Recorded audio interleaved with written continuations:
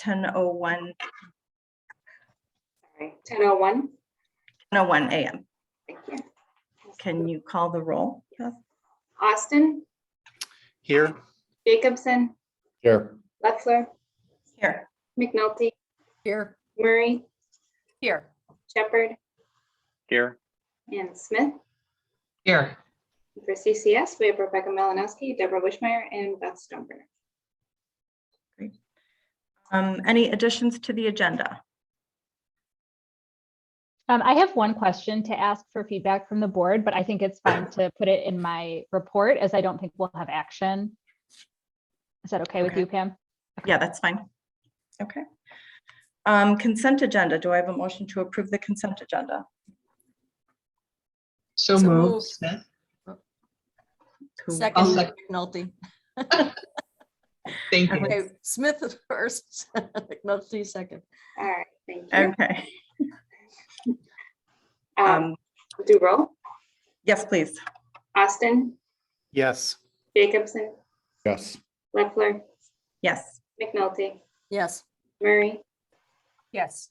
Shepherd, Yes. and Smith. Yes. Okay. Okay, moving on to business. Potential members. I think there was a fairly long report in our packets. Rebecca, do you want to add anything to that or? Yes, and it's super short. I did hear back from Ryan at Warren Newport about their current plan. So he has convened an ILS task force, and they were meeting today to talk as a group about the responses that I sent them, which you have in your packet.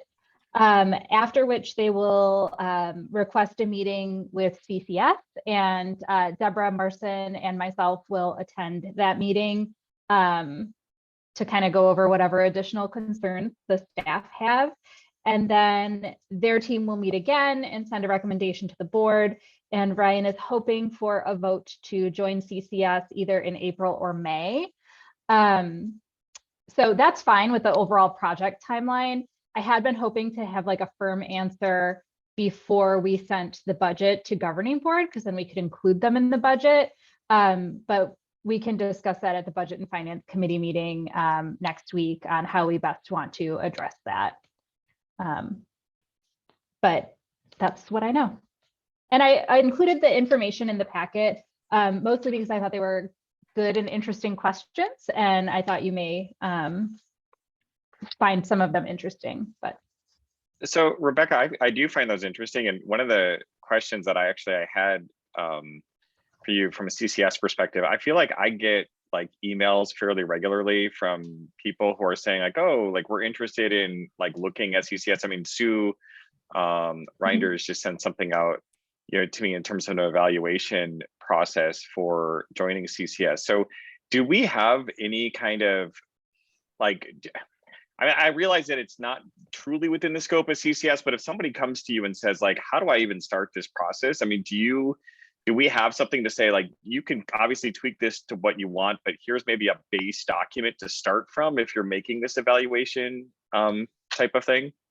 We do not. It is on my project list to put together more of like a brochure, like something more that we can like hand people and say, here's the information we have about CCS that we think is important, to kind of like your team also, Brian, sent a great list of questions about what does it mean to join CCS. And then when Palatine and Grayslake were like I've sent those Q&A to all of the libraries that have asked questions after. So it is on my project list to kind of bring all of that together into a, what does joining CCS look like? I have replied via email to some folks. I think it was Aurora Public Library, like they weren't really going to join CCS because it doesn't like work kind of geographically. But I did give them like, here's what I would do if I were going to be doing this evaluation. Here's the things I would think about. So yes, we don't have that now, but it is something I would like to put together and just make available on our website for folks to grab whenever they're interested. Yeah, I mean, I was just thinking it would seem like because it's making the decision of joining consortium and that like anything that we can do, especially because several people have gone through this process recently, to try to make it easier for other libraries, not that, of course, we welcome them to join CCS, but just to make it easier for them to understand what that process might look like for them, so that they have something to kind of work from. And I didn't know if that was a possibility or something we already had in place. So Yeah, no, we have like a very brief piece on our website that's like, here's the steps that we'd go through in terms of like approvals within CCS, but not as you're saying, like, kind of here's a suggested process you could use in your library to help you, or here's a jumping off point. But I think that's a great idea and would be happy to work on that. thank you. The question I received, I was talking to another director who's might be interested in CCS once they finish their strategic planning process, was staffing. Like, am I going, like, this is I think the big question probably for most people, and maybe Brian and another Pam can go this, but like one of the biggest concerns of staff is like, am I going to lose my job? And that was his question to me. And I'm like, well, I don't think that's an issue, but I can't speak to that. So if you were putting together an FAQ, like, these are frequently asked questions, that might be one to add, is like, what happens to your system admin, or whatever the equivalent position is that we, are kind of outsourcing to CCS now. Yes.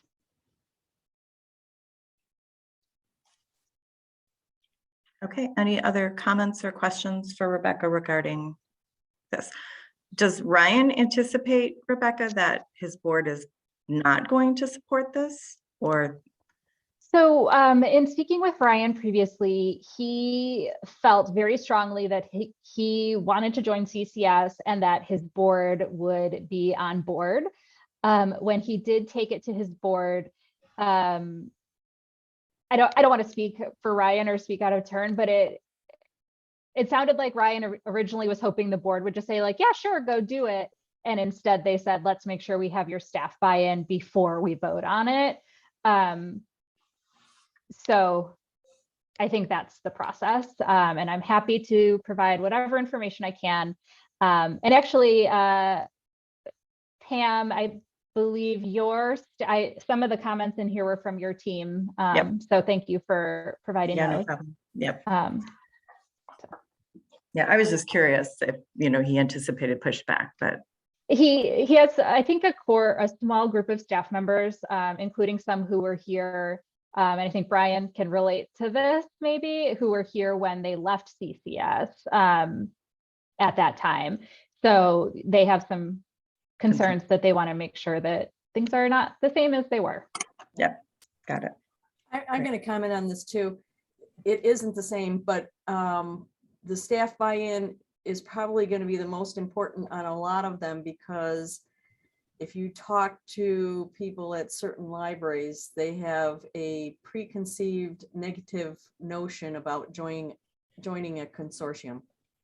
And I think that's a big hump to get over for some of these libraries that have been longtime standalones. Yes, absolutely. I agree. Coming from a longtime standalone library, it was I have overcome from a lot of consortial backgrounds, so I was really excited to join. But okay, well, fingers crossed that all works out with more Newport. I mean, I think it will, but I was just curious about that. Great. Innovative updates. Rebecca, do you want to fill us in? Sure. So unfortunately, our timing for these meetings is just a smidge off, as we'll get the most up-to-date information later this afternoon. But I am really happy to say that they heard us loud and clear about reporting, and that you can't keep all of our data from us behind a secret paywall that you never told us about. So they have adjusted their product bundling stuff. And we will have, we provided them with a list of the data that we would need, and they were able to accommodate all of those requests. Is that correct, Deborah? Yeah, all of them. So we are, as I said, I was still waiting for an updated schedule. They said we'd have it at the beginning of March. So hopefully we'll have that this afternoon. And I'd actually be happy to forward that along to the committee this afternoon, assuming we have one. As we discussed it, I think our last meeting, Deborah and I are kind of in constant communication about, our commitment to this program and if it continues to be the best use of member services, staff time. And we're also trying to be very cognizant of the commitments the beta libraries made were like for a very specific time period that has long passed. So we want to make sure that we're being respectful of their time as well. So we'll see what this new schedule looks like and then go from there. Did anyone have any specific questions about the development partner program? Is anybody else going to PLA? And is there anything that is worth sharing at PLA? I'm going to PLA. Let me see how this meeting goes this afternoon, and I'll send Sarah and Diane, well, I'll send everyone a summary, but I'll specifically include maybe things to visit our friends over at Innovative with. I am not going. Okay. I'm a firmly holed up in my home sort of person these days. So, but I will put together some talking points based on what we hear before PLA, and work with Deborah on that, obviously. And Linda's going with me. And since she's been involved in the project here, I'll sick her on them. Yeah, and Linda has been very candid with her feedback as Yeah, always. So Yeah, she's dissatisfied with some things, and I think that I'll let her ask the questions. that sounds great. Yes, we will see how this afternoon goes and then provide another update. The other content, the kind of big news is the OCLC reclamation. I think OCLC has been contacting all customers to say, hey, do this free project with us. We'll reiterate that there's nothing that libraries need to do to take advantage of that offer. We will be working to do that centrally. And what it is just essentially making sure that the holdings in OCLC are 100% aligned with the holdings in the catalog. CCS has had an automated process for a long time. Now with Project OHM, previously with PMQ, but that doesn't mean stuff can't get lost or mixed up. We did do an analysis probably in 2017, just to see how far off libraries were, like in terms of like number of holdings in our catalog and OCLC. And there was only one library that was significantly off, and we worked with them at that time. So I don't think this will be a big change for anyone. The only things that will change are holdings in OCLC. Nothing will change in the catalog. But we will work on that. We are scheduled to work on that process in May. So we'll provide updates as we get closer. I have a question about the development partner program. Like reading through this and looking at the timeline changing and just listening to you, I'm sensing a lot of frustration. And like, I know this is recorded and everything else like that. And like you just put out there, like how, and you use very nice words for it, but you said how much is too much, and like how much, like so have we determined that? Are you guys, like you said, you're in constant conversation, or are we pot committed now to continue till it's over? Or are we like, screw these guys, we're going home, and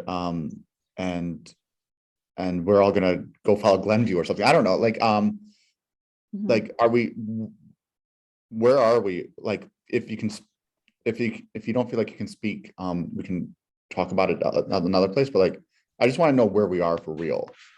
Yeah, for real is I am running out of patience. I understand the development process takes a long time. Like that has always been a thing that I'm like, I get it. Like I remember when Zafira was going around with linked data and they were like showing the bicycle analogy for iterative design. I'm like, no, I get that. I get how development works.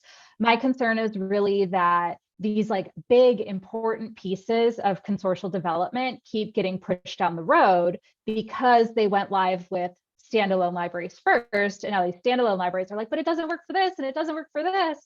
And, you know, they spent, I don't know how much time, but they spent development time on like reading history and making reading history available in the catalog before consortial scoping.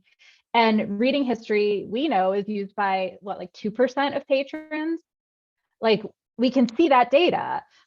So we feel like they're not making data-driven, they're making sales-based decisions for libraries that are not making data-based decisions. And we have shared that with them. We have seen some improvements when we've shared specific things, like this just isn't going to work. Like, why would you do it this way? But I mean, I think we're kind of in the middle, Mick. Like, I'm not as like gung ho perhaps as I once was, that like we're all gonna, that, you know, we're gonna be the shining star for Vega and out trumpeting it to the world. I do think it is going to be a really great product. So if we were to leave the development partner program, that would not be me saying, I don't think we should use Vega in the future. That would be me saying, we need to focus on Warren Newport. We need to focus on these other projects. We need to do these other things. I'm not quite there yet. I'm willing to kind of give it a couple more months. Our existing development partner program agreement with them actually expires in June, which I don't know if they super realized. So my plan is to see how this meeting this afternoon goes. And then we'll almost certainly need to sign some sort of extension of that agreement if we want to continue. So I would want to put some very specific stipulations in place if we were to re-sign that.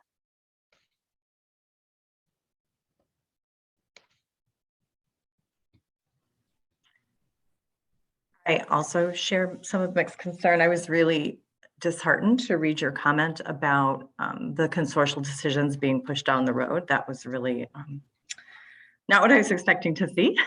But I mean, I think there may be a lot more discontent shared. I mean, when we're at governing board as well, I mean, it seems like this is taking a lot longer and we're not getting what we thought we were going to be getting, I guess. So. Yeah, and I will reiterate, we have not paid them any money or committed to pay them any money at this time, but our staff time is super valuable. So I don't want to downplay the amount of time and effort we're putting into that. I do think that we are providing them with really important feedback that is going to make this a better product. I think there's a limit of how much that I don't want to say like are doing their jobs for them, because I do think it is important for us to be a partner with them, but you know, what's the return and how much time are they taking versus the progress that we're seeing? So I would say like June is sort of the make or break, like we're not doing this anymore. The product is not going to be ready in June. I want to be clear about that, but like what progress do we see between now and June is going to be, are we going to continue through the launch or are we going to pull the plug and maybe not continue in the next fiscal? Great. Any other comments or questions to Rebecca regarding the development project program? No? Okay. Yeah, if you could share what you learned this afternoon, Rebecca, I think I'll be really interested in seeing that. So Absolutely. Moving on to COVID-19 updates, I am assuming the big item there is where and how we want to meet governing board in April. Yes. Thoughts? So I will say that Frank asked us, I feel like January or February. I don't know, Frank, so the meeting was scheduled at Huntley and Frank asked like, oh, are we still on? And I was like, no. So I did unilaterally tell Frank we didn't need the space for April. I apologize if that is disappointing to folks or you wish I would have done a different thing. I am certainly interested in the feedback of this group because you are the board and you or the executive committee. I would really prefer that as long as we can meet virtually, that we continue to meet virtually. I will say it's certainly easier, I would imagine for most of you as well. You know, this is one thing that COVID has taught us, how easy this is for some of these meetings. I don't have any problem with continuing to meet virtually. Does anyone feel very strongly that we shouldn't and really wants to meet in person? I would like to meet in person eventually. Eventually. Yeah, I mean, I'm not saying like immediately, but I do think that the way conversations happen and the way the work gets done is different when you're in person than when you're virtual. Even just being able to have, you know, conversations and reading people's cues and taking turns and, you know, when there are a lot of voices, I think that meeting in person is really helpful. You know, I wouldn't necessarily say push it for the April meeting, but you know, I think it's something we need to plan for. I'll put my 2 cents in. I think I really like that this group meets virtually since it meets a lot more often. But yes, governing board, I'm open to meeting in person for that. So would everyone be amenable to meeting virtually in April for governing board, since that's kind of what we had planned, and it'll get us through whether or not there's going to be another surge or World War III or who the hell knows, sorry. And then, you know, obviously this group, as we continue to meet virtually for now, we can discuss what the next quarterly meeting for governing board, where that would be held. Does that sound like a plan to everyone?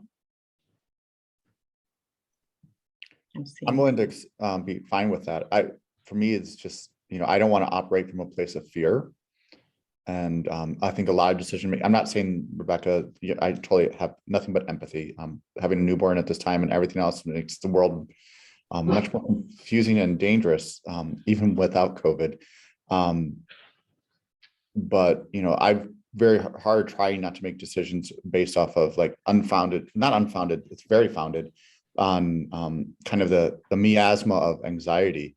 I'm totally fine with meeting in April, but I do think we need to figure out what we're looking at.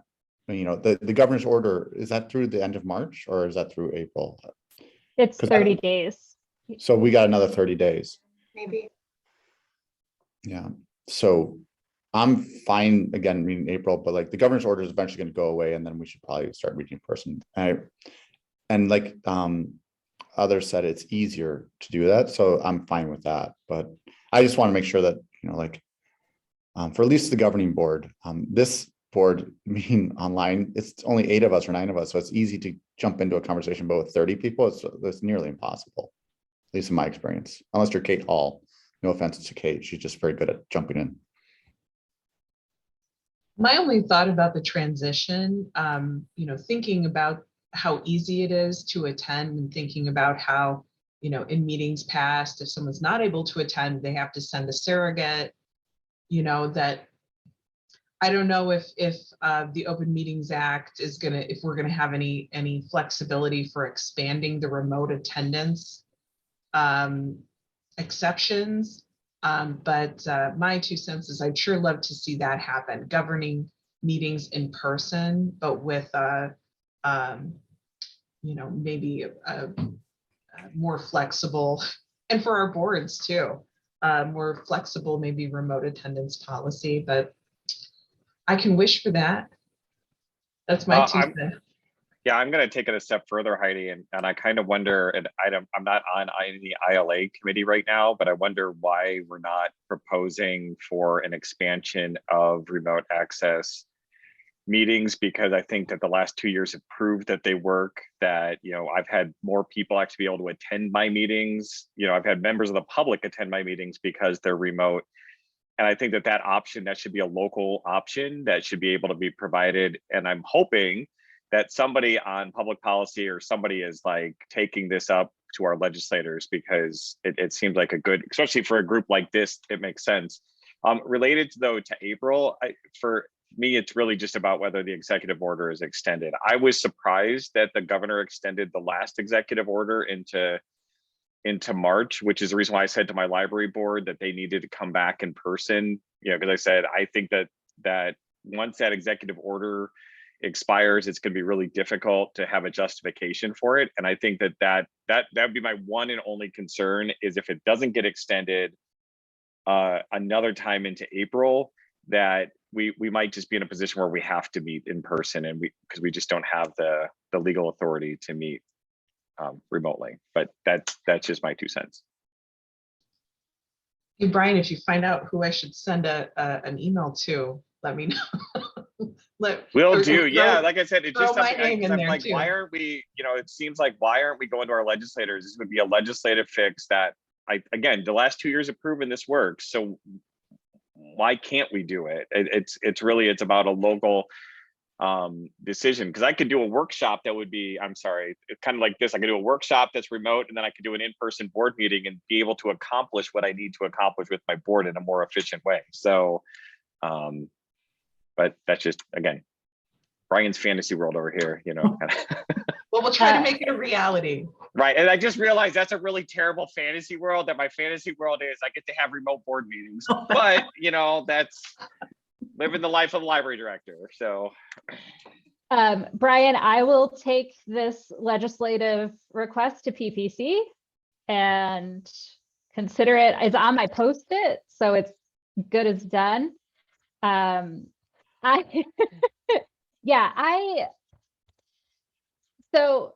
I think, as a lot of you know, CCS is like exists in this gray area. Are we bound by OMA? Are we not bound by OMA, et cetera, et cetera? Like many of your libraries are members of ILP, which is, you know, spending big amounts of money on these presenters and making these decisions, and has a board and is not following the Open Meetings Act.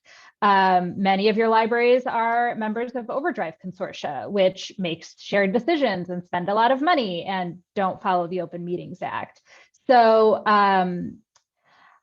I fully recognize that there is a large appetite to have in-person governing board meetings, and I support that.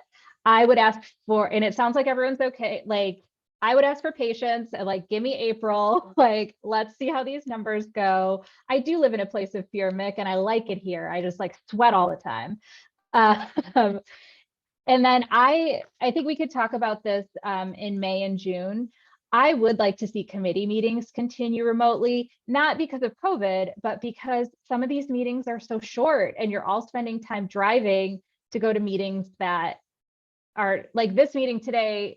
I mean, I think we're going to wrap up pretty soon, less than an hour. How many of you would have driven at least an hour round trip to get to this meeting?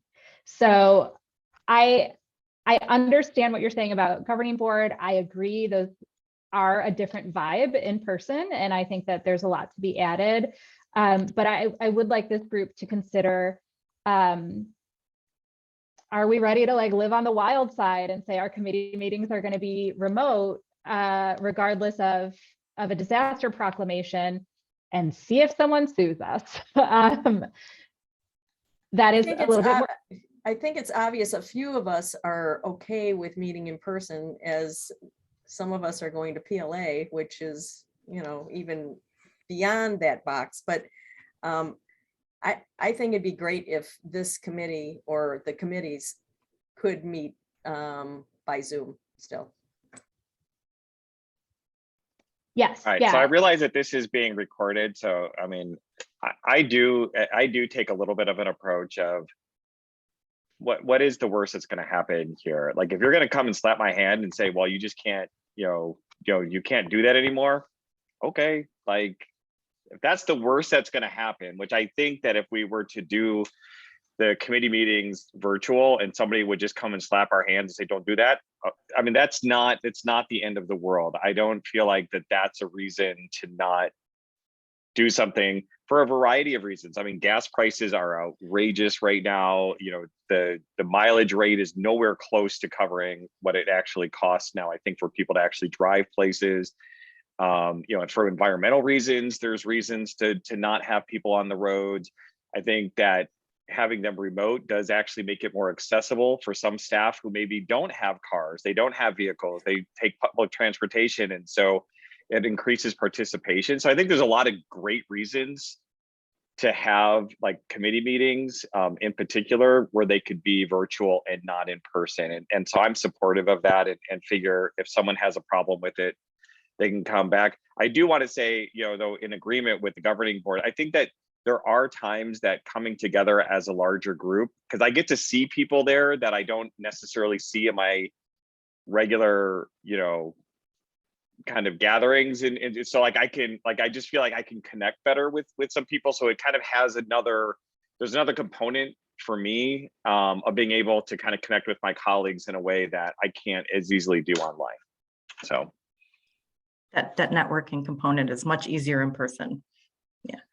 It So strikes- go ahead, I'm Heidi. sorry to interrupt. That's okay. It strikes me that, you know, if we don't have some kind of legal opinion, if it wouldn't be too costly to have a legal opinion, says, you know, you don't really have to follow OMA, but maybe we could come up with something that in the spirit of OMA, we're going to do certain transparency things. Maybe we already have that legal opinion, but I think that that would be a good next step. And then it seems like I agreed with Brian. I was surprised that the disaster proclamation was renewed. We may want to have a backup plan for the April meeting if it's outside that the current 30 days. I think it is, right? It will be, yes. 13. Yeah, Yeah. just I mean, in case. I thought at one point CCS got a legal opinion on this and that it was still one of those you can or you don't have to, you know, yeah, the legal opinions that we have received and the other consortia have requested and received as well is that we're not really sure. So what's the harm in just adhering to OMA, which for the most part, I think we've been fine with. But to Brian's point, like, and everyone's point, we've seen that remote meetings are really effective in a lot of cases, but not all cases. And there are a lot of ways in which a remote meeting is more transparent. We have a recording, we're posting it, all these things. So I would propose for our next executive committee meeting, so in May, I can write up kind of like Heidi said, like, here are the things we do to be transparent. And we can talk about if that makes sense to be a policy or just a procedure or guidelines. But I can kind of write that up to see if we're all on the same page about that. In terms of April, I would say, like, I would feel a lot more comfortable meeting remotely, regardless of the governor's order. I do think he will extend it again because it gives him other powers that he doesn't have if it goes away. But I understand that it's possible that he won't. Just in terms of like outside of my own personal stuff, like, which I have, and that's fine. It's a little bit the will they, won't they, like, is the order going to be renewed? Because it's always renewed like on that last day at the last minute, as you all know. And then getting to the space and like communicating to 28 people where the meeting is, and should be as easy as sending an email, but not always the case. So I will do whatever the executive committee says, because that's my job. But I would strongly prefer we plan for April to be remote, just to finish out the year that way, and then come back in person in July for governing board. I agree with Rebecca. I think we in April we can meet remotely, and because of the logistics of booking a room, finding a space, that's a pain. And all, like, my meeting rooms are hopping right now. So if Rebecca called me on the end of March and say, could I have the meeting, I would probably have to say no. And then maybe it's likely the same thing for a lot of you. And so I think the governor's order, because it is a last minute, we don't have time to really do it well. So we know we can do online well. So that's the logistical answer that gets to the same place that I've strived for all the time.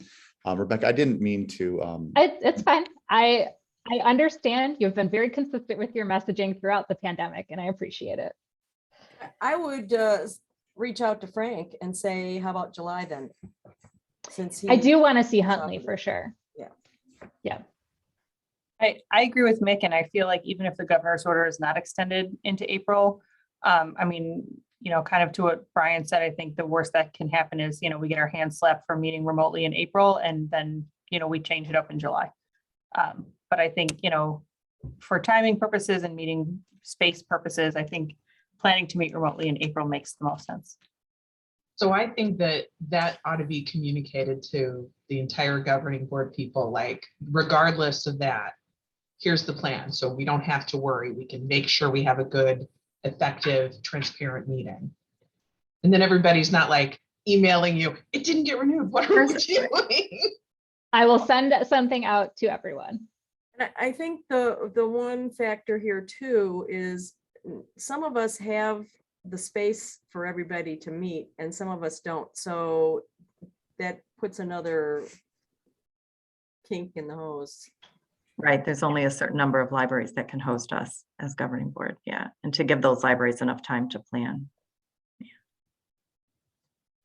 Okay, so we're meeting remotely in April for governing board with the intent that subsequent governing board meetings, assuming the world doesn't end, are in person, and hopefully July could be Huntley, and Rebecca will communicate these decisions to the full governing board. And that right now is what I'm hearing, at least this group and our committee meetings will continue to be held via Zoom until we get in trouble or hear otherwise that we have to handle those differently. And I think it makes sense to adopt our own internal rules, like, Right. And so I look forward to that discussion, Rebecca. Thank you. And seriously, if I can be of any help with advocacy about, 21st century sunshine laws, let me know. I'm happy to help. Yeah, so we'll be collecting proposals, I think in the summer for new legislation. So I will bring it up at our next meeting, but I'll also plan to put something together, and I will let you know, Heidi.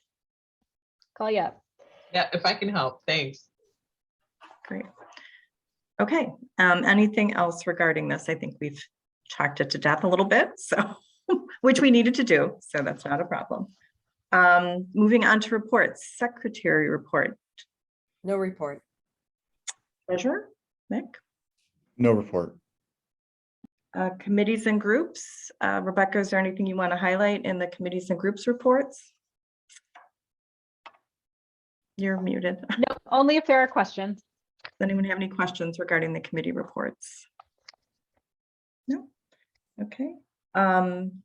Executive director, Rebecca, anything you want to add or highlight in your report? I did just want to ask, so you'll see in our report, we talk about like TimeWorks Plus or Swipe Clock. In our new remote world, we've moved to digital timesheets, which has been a little bit of a can of worms for us. But one question I have for all of you is what your vacation and what your PTO policy is, very specifically around increments of time. Our current policy requires that folks take their time in half-day increments. And I'm just wondering if that's common or if you can take an hour or however. We got rid of that. Yeah, we did too. I think ours is in We an did hour too. increment, but yeah. Oh, We did- Anthony is we- nodding. Okay. That was one of the first things I did as assistant director, was got rid of that half-day business. It's too Okay. complicated for everyone. We do ours in the quarter hour. Yep, quarter hour. Time card. So we've got hour and quarter hour. Is that okay? So we'll, for May, I think maybe have some proposed revisions for you, the executive committee / personnel committee, for the handbook as well. With one of which will be that vacation component. And then we have 2 staff members right now that are salary non-exempt. And so that is where a lot of our complications are coming up. If they work 37 hours and 45 minutes, then we're not really set up to pay them for that extra 15 minutes. But certainly we want to make sure everyone's compensated appropriately. So we are looking at logistically, could we move them to hourly? We've got some questions out to our plan administrator for our retirement plans, since there's some weird stuff. But anyway, more on that in May. In the meantime, we'll keep on keeping on. Yes, We Sarah. did that too without any complication because we had also the same salary non-exempt, and we moved everybody to hourly, We did too. and it was pretty easy. Okay, cool. I may follow up with one or both of you offline just to get some more info. Yeah, we did the same thing. So, and it sounded like it would be painful, but it was not. Okay, cool. That's lovely. Anything else, Rebecca, Yep. that you want to know? No, Okay. unless there's questions from other Questions parts of for my Rebecca report. regarding her report? No. President, no report, except for the April governing board agenda. Part Rebecca just stuck in there. I just wanted to reiterate that a governing board will have the budget for approval as well as potential bylaws and policy changes. So bylaws and policy is meeting later this month. Specifically database management. I mean, we have some smaller tweaks that we need to make to bylaws and policies, so I'll get those out to you, Heidi, for, is it Heidi? Yeah, for review. And then we'll have bylaws and policy, and then I will be in touch with Sarah for nominating committee. So we can have that, if not totally wrapped up, ready to go as our first action in July. But I think we can get it done in April with Sarah at the helm of nominating. So we'll have kind of three big pieces, but my plan is to get everything out to everyone in plenty of time to review. So hopefully it will be not super painful.